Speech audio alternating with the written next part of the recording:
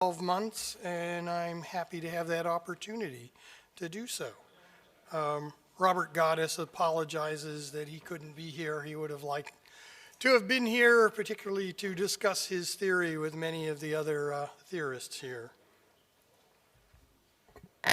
Get it. Yeah. Thank you. This is a quick outline. I'm not going to waste too much time on the stuff that I've presented several times before. But hopefully we'll get to the recent results rather quickly and efficiently. So this, we have seen before. We've gone back to a heater inside, except instead of building the reactor tube on the heater, we actually have a 1/4-inch alumina tube, 1/4-inch OD with a 1/8-inch ID, and we put a 1/8-inch heater inside it. And then that's coated with a coating of copper, which is the electrical return line, and then another coating of alumina as a dielectric, and then the coating of the active nickel on top. And the coatings are all about 100 to 300 microns thick. This is how the input power is measured. It's done with an extremely fast oscilloscope. The pulses are low duty cycle, about 20 to 50 nanoseconds, repeated anywhere between 10 kilohertz and 3 megahertz. The termination resistor, let's get over here. So down in the bottom here, the termination resistor doubles,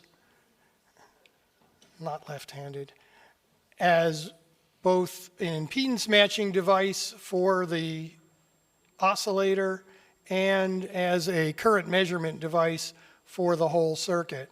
And so the pulses are sent in between the nickel and the copper across the alumina dielectric. The voltage is measured on this end, and voltage is then measured on the other end, which doubles to measure the voltage drop and the current by using the termination resistor. Up here, you can see the two voltages. The red is the voltage on this end, the blue is the voltage on that end. The voltage across the termination resistor divided by the resistance is used to calculate the current in this gray line, and then the product of those two is this green line against the power over here in this side, which you can see is a kilowatt on this one, and it's a couple of kilowatts nowadays with better methods. So these are slightly better diagrams of what's going on. I'll spend a little more time on this diagram later, but these are the voltage pulse connections on each end. The rod, the reactor tube goes through the middle here. Around that is a steel gas containment tube, which is generally filled with 9 atmospheres of hydrogen. And then there's a 2.5 kilogram heat spreader here for the calorimetric reasons. There are temperature sensors. There are thermocouple in the middle of the heater, in the middle of the reactor tube. There's a thermocouple out here. There's a thermocouple coming in here. Outside of this heat spreader is insulation. And then there's another aluminum cylinder with a couple of thermocouples in that, and then an acrylic cylinder around the aluminum cylinder completes the mass flow calorimeter. And the temperatures in the mass flow calorimeter are measured with RTDs and flow rates with standard flow controllers.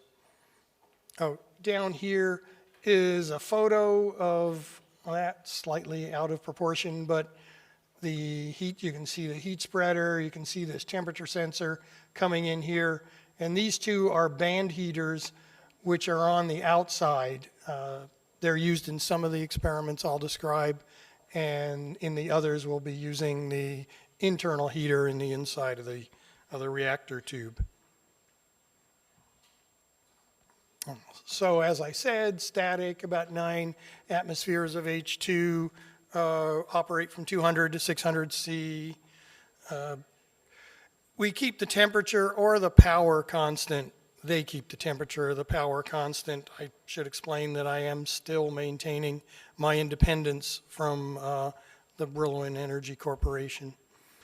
And then they control the pulse or the heater power at constant using PID approach. And yes, the actual pulse power is measured directly, as well as the fixed pulse width and amplitude. So usually, as I showed in that diagram, the amplitude is kept constant during an experiment, as well as the pulse width, and the repetition rate is changed in order to ramp the power.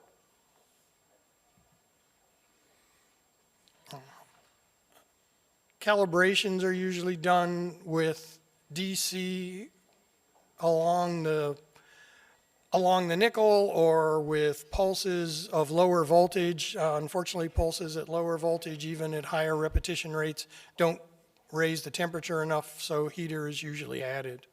And so they like to operate in the 200 to 300 C range, and there are several different types of calibration that we use. And then the stimulation is with those high voltage pulses and the appropriate repetition rates. Working on more efficient pulse generators, all of that. The important part down here in the bottom is we do a double check. The amount of power lost in the generation system is significant, and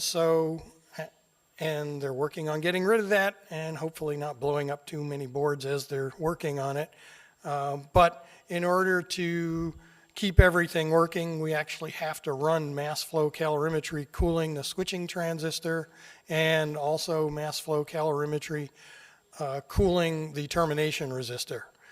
And interestingly enough, well, not interestingly enough, but fortunately enough, if you take the power measured at the power supply, subtract the mass flow calorimetry power across the switching transistor and that across the termination resistor, you get a number very close to what you measure with the oscilloscope.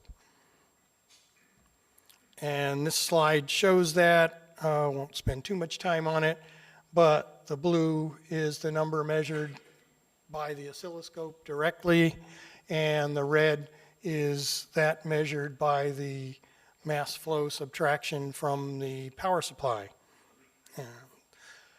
Obviously, mass flow calorimetry is a little noisier. That's a look at the computer interface. Only 2 points I want to make is there's very good control down here of temperature, and the pulse power can be controlled by a PID. And notice the sequence tab up there. Very few of these experiments are run manually. Set up a sequence of up to 500 or more steps and just let it go. And some of the experiments run up to 100 hours. So this is what one of the mass flow calibration looks like. This came from actually those external band heaters that I pointed out on the outside of the heat spreader.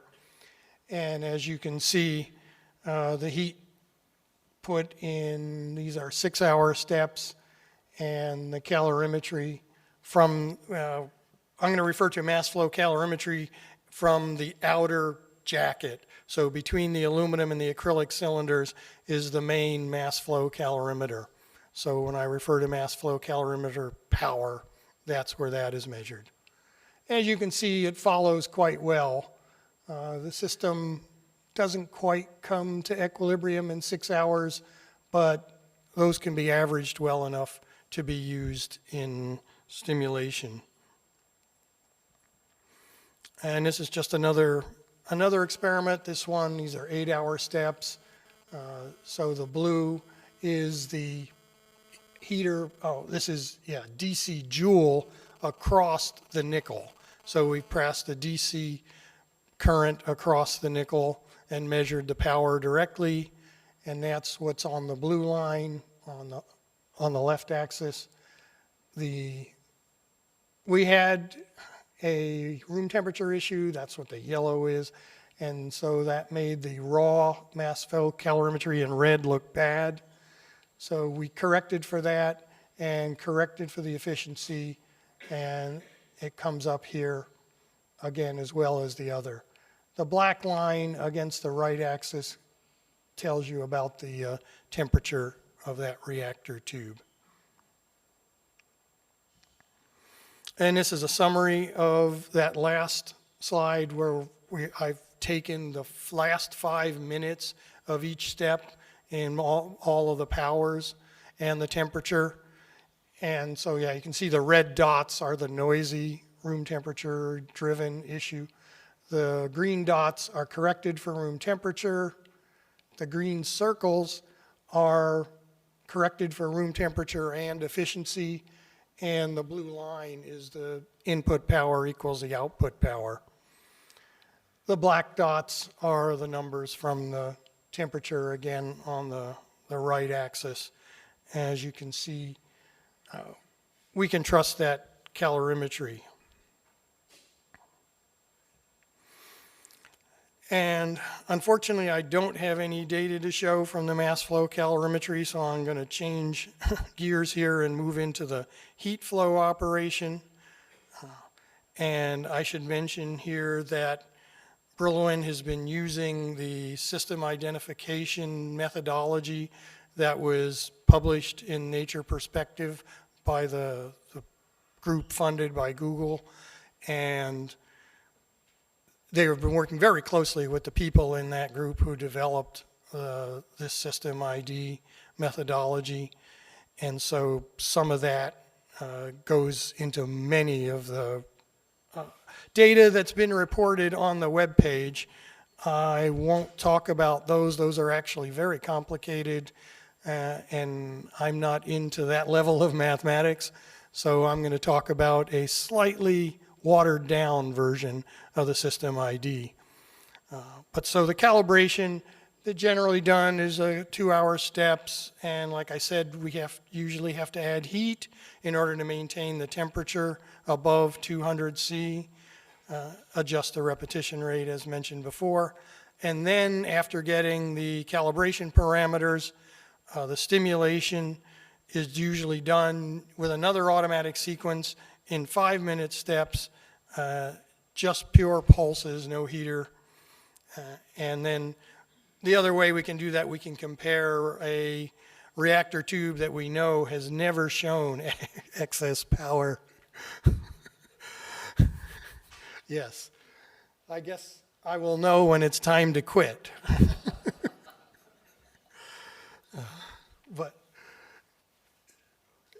And so we can compare what's called a null. We found that out at SRI a long time ago. Your best blank is one that you know is dead, does not give you excess power. Just put it back in and run it, and it'll tell you what your calibration is. And so the 100-hour sequence, like 52-hour steps for calibration, and then a 96 through 485-minute steps is a 40-hour stimulation.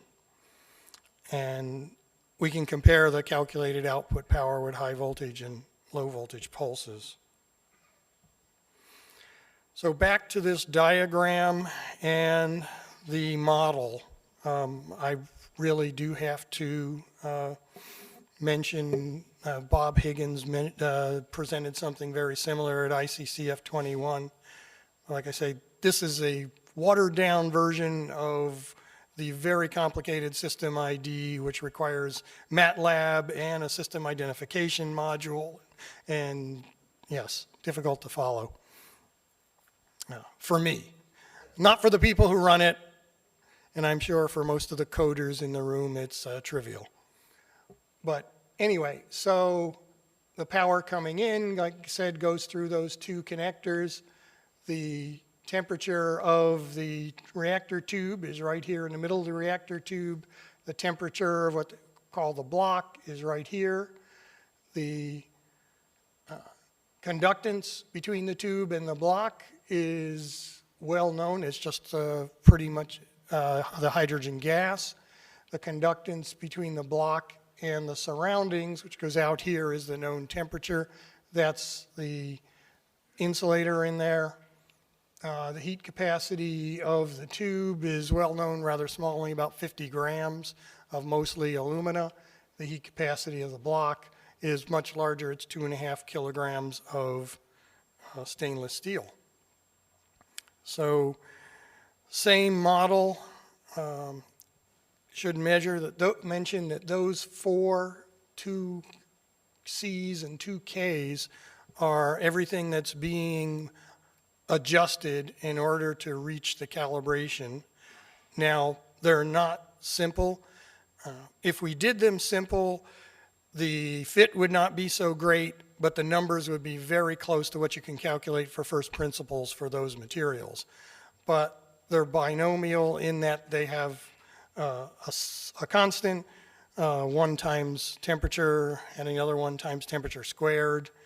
And interestingly enough, as I'll show in a second, the equations put all of them against temperature again, so they're really third order, first order, second order, third order.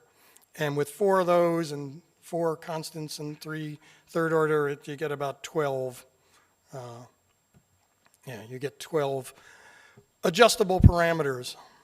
So those are the equations, and I'm not going to go through them, although I spent a lot of time having the person who does this explain it to me, so I could explain it to anybody.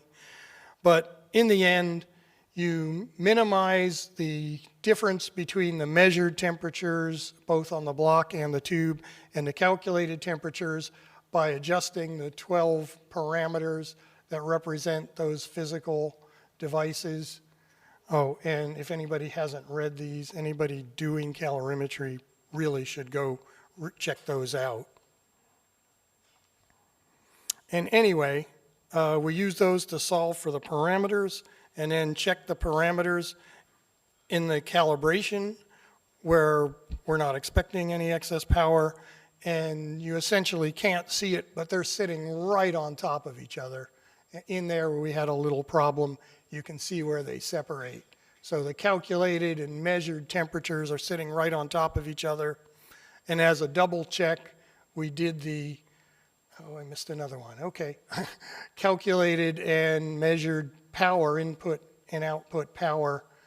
And there's supposed to be a squiggly red line on top of that, but it's an extremely good fit. Unfortunately, you have to trust me on that. Oh, and the 12 parameters are down here. And like I said, interestingly enough, they get, particularly the 0 parameters, correlate very well with what you'd calculate from first principles for the materials. And so there's a stimulation experiment, and at lower powers and lower temperatures, there's just a little bit of excess power, the blue being the input, the orange being the calculated output, and as you get to higher powers and higher temperatures, you get a COP, a ratio of about 1.5.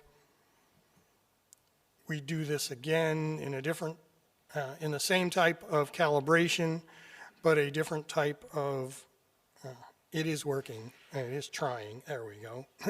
So that looks identical to the last calibration, and so yeah, I won't spend any time on it. This is a different reactor tube, and so the parameters have changed due to that. And then the stimulation is different. Yeah, so again, this one is that 40-hour stimulation. There are 485-minute steps in this. You can see a little bit of quantization in the input power and then the output power calculated by taking those 12 constants putting them in to the temperatures that are measured, using that and minimizing, just simply taking those 12 constants, putting them in to the equations to give you the power, the calculated power. And that's what we see here in the orange plot. And that's about 1.6 COP. And as a good test when you run these is if they come back to 0 or wherever you are, sometimes we'll have heater power here. And if the input and output powers come together, we know that the model has come together properly. And I think I'm running a little fast, so let me go over the results. So they've been stimulated by electrical pulses, like I said, high power, high voltage, high current, between the nickel and the copper, across the dielectric. Experiments are all in hydrogen gas. The gas is static between 200 to 600 C. One way is to compare low voltage and high voltage pulse power. The other way is to use heater or DC. They stopped doing the DC. That was my idea, but it kept melting the ferrules. So we had hydrogen leaks and occasional hydrogen fire, but that's okay. We fixed it. So the isoparabolic calorimeter can operate, like I said, in either heat flow or mass flow mode. And when we're operating in heat flow mode, I didn't mention that we turn the power way up, the flow rate way up on the mass flow calorimeter, so the temperature in the reference temperature is constant. And then when we operate in mass flow, we actually turn it down by like 2 orders of magnitude so that we can get a delta T of 10 to 15 degrees across that mass flow calorimeter. 500 experiments, 130 different cores. They've created 170, but 40 of them failed the bench test before they even go in. The COPs measured up as high as 2.8 were done using that sophisticated system ID model with a virtual mass and a virtual temperature. And like I say, I can't follow it, so I don't present those results or those methodologies, but I do believe them. They've worked very closely with the people who developed it to show that it is real. Still a lot of metallurgy and ceramic composition to work on, and working on mass flow calorimetry, see it from across the room analysis. Dave's been beating on me for a couple of years to get rid of what the engineers call parasitic losses, so that we can get 90% of the power from the wall into the tube. And we're working on that, and they're working on that. They're the electrical engineers. I'm the chemist. So yeah, the efficiency right now, get 100% efficiency on the block heater, 70% on the internal heater that I showed, and only 60% on the DC joule heating. There are good reasons for that that I can discuss in the future. And I have to thank these people. Particularly, I want to thank the Anthropocene Institute, which allows me to work with them independently. And thank you for your attention.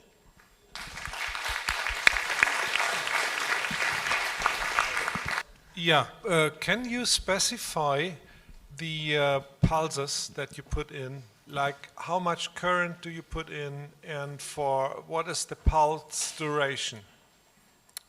Okay, generally the pulses end up about 50 nanoseconds. And if I can go back to that chart, which without too much trouble, and that is actually quite low. The numbers on this chart, they've gone up, but the current coming in here, oh, that's good. The current coming in is in the 50 to 100 amps, and the voltage is up in the, generally today the voltage is around 200 to 230, and the current is probably in the 100 amp range for up to 50 nanoseconds. Thank you. Yeah, sure. Yeah. In your system, you heat from the outside with the heaters. Occasionally. Yeah, but it could be better maybe to use a DC current directly added to the pulses to heat the film directly. It's more complicated maybe in terms of electronics, but that would simplify the system. Yes, but we have a heater on the inside. We actually, right inside the tube, Yeah. which it's a different length than the length of the nickel, so that messes up the calculation, but I think we can fix that. I think the easier way to fix that is to just move the calorimeter out and cover everything and, yeah, go that way. But it's a good idea.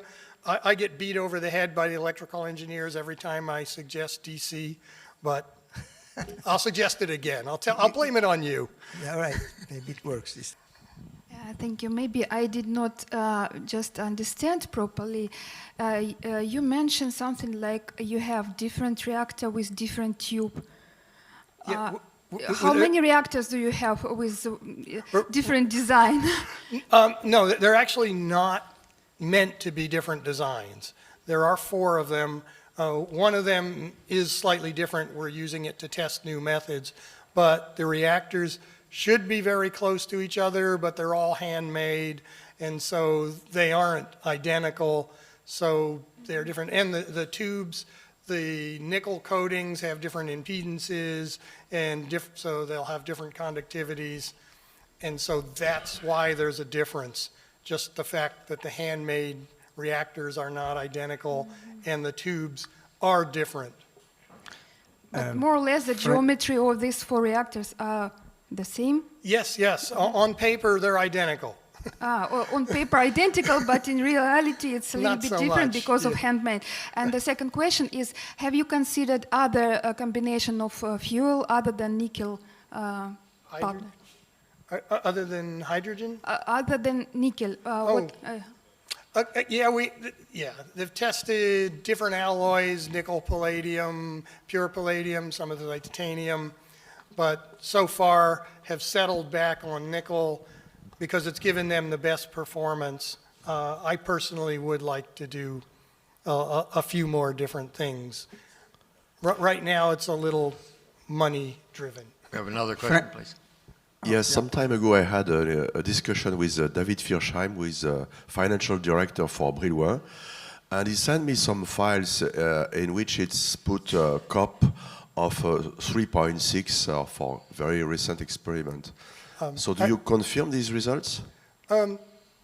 Like I said, first off, I don't know about a 3.6 number. The best number that Firsheim should be distributing is 2.8. And as I said, 2.8 is done in that very sophisticated system identification model, which I do believe, but I can't verify it because it's too complicated for me. My question quite simple. Did you observe some strong variation when you apply the stimulation and without apply means like of degradation of performance?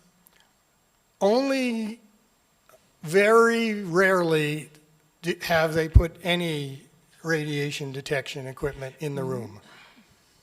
Not means about radiation. Oh, RF. Some degradation of a performance when you don't apply stimulation for long time.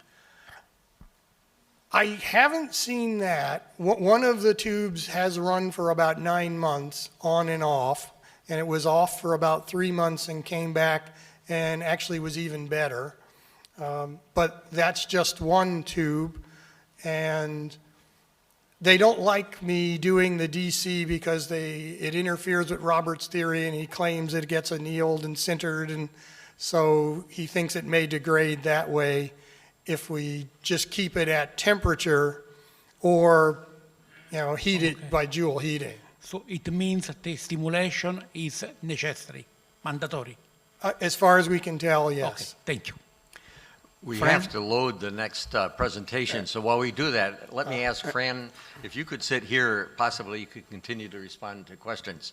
I thought I saw some more questions out there. Is it important to have a very thin oxide layer, aluminum oxide layer?